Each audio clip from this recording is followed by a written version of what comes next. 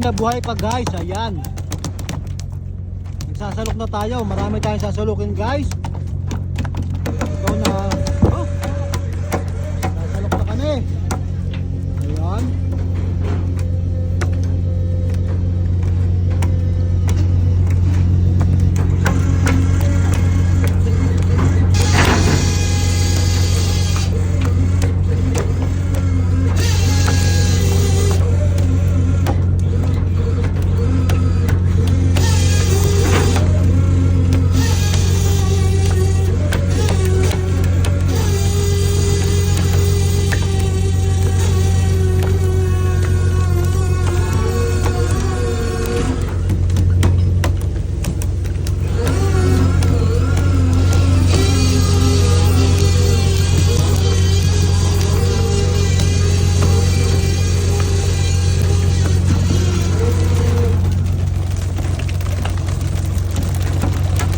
Kinukuha na ng sample.